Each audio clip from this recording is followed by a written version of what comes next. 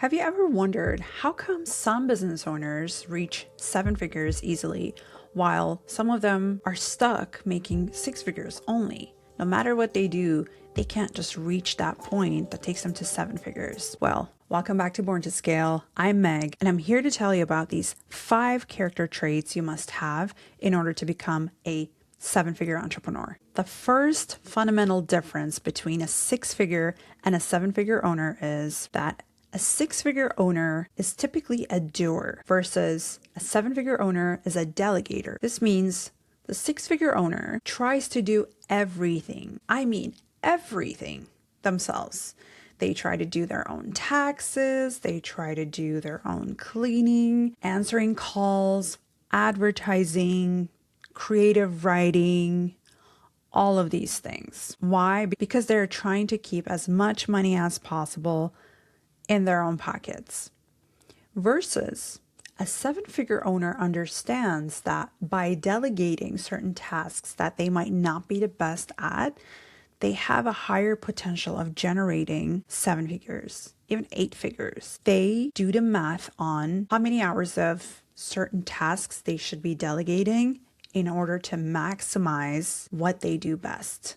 And what they do is typically the highest ticket item in their business. So they want to empty their schedule during the day in order to make as much room as possible to do the thing that generates the highest value in the amount of dollars. For example, a design engineer, a mechanical designer, might charge $200 per hour in order to design something. They delegate the advertising portion of their business to someone who charges $100 an hour to do advertising. So instead of spending time on advertising themselves, not to mention they have to take courses in order to have that skill to advertise, and that might be 1,000 hours, who knows? And on top of that, they'll be selling their time for half the price that they would if they were to design. So a seven-figure owner in this case would delegate the advertising work to an advertising agency or hire a specialist in-house, whatever that setup might look like, in order to do what they're best at. And that is best for business. Versus a six-figure owner buys $200 courses in order to run Google Ads for their own business. And unfortunately, a lot of these doers are doomed to stay in six figures. The second key character trait seven-figure owners have is optimizing. Seven-figure owners approach their business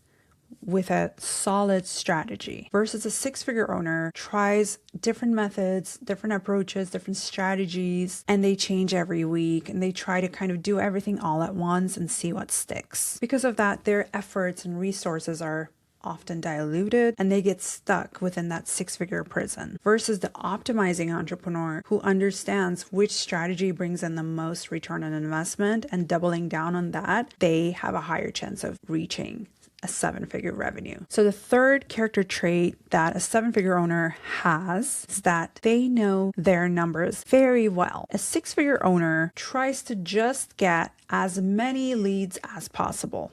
They're focused on the lead volume.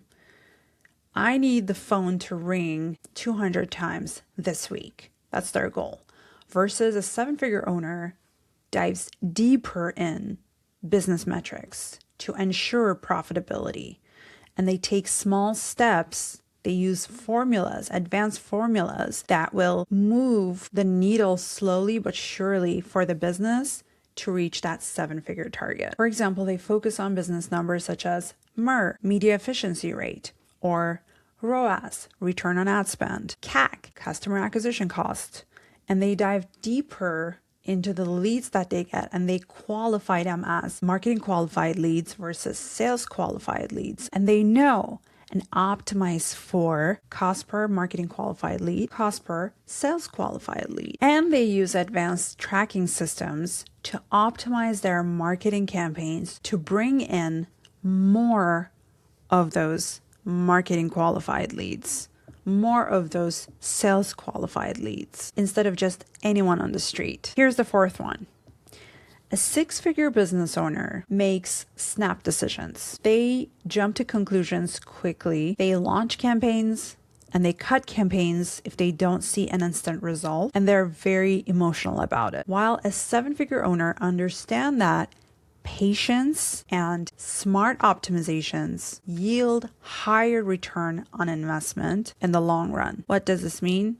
Launching a campaign and following a protocol to optimize and interpret data in order to have longevity in the digital landscape, so that 5, 6, 10 years from now, you still have a good market share and a good ad rank where Google delivers in a sustainable manner. Versus a six-figure business launches ads today, pauses them next week, finds another agency and launches ads again, deletes the Google Ads account. If you are this entrepreneur, you're the biggest enemy to your business. You probably should step down from the CEO seat and at that point give it to someone who can separate emotions from facts and data. Another big thing that seven-figure earners do is within the leads that they get from their marketing systems, they also invest in tools and processes that will milk every single lead that they get and do whatever it takes to close that lead before they get distracted or go to a competitor. So what does this look like? So let's say you have a service business that closes shop at 4 p.m. in the afternoon and a lead calls at 5 p.m. There's nobody in your shop and it goes to voicemail. You will most likely never hear from that lead again unless you have a system that texts that lead or emails that lead in an automation and ensures them that you received their call, you give them something to read through, what to expect in the next steps, and you'll call them exactly at a certain time the next morning. So seven-figure earners make sure that these leads hear from you immediately. And in the age of AI, there's a ton of tools that will keep that lead engaged and nurtured until your salesperson is ready to call them the next day. And lastly, a six-figure owner thinks that they know everything. They love to speak. They love to hear the sound of their own voice. They think that they learned everything there is to learn about running a business because they made six figures, right? While a seven-figure owner is a lifelong student, listens more frequently than they speak. Every chance they get, they invest in a course or a networking opportunity to better themselves. While a six-figure owner is busy looking for cars to purchase in order to change the perception of others of themselves, in order to look successful. And that's it. These are the 5 points that will take you from earning six figures to seven figures in business. If you take these seriously and apply them, you will reach seven figures in no time. Thank you for listening. This is Born to Scale. I'm Meg, and I'll see you in the next one.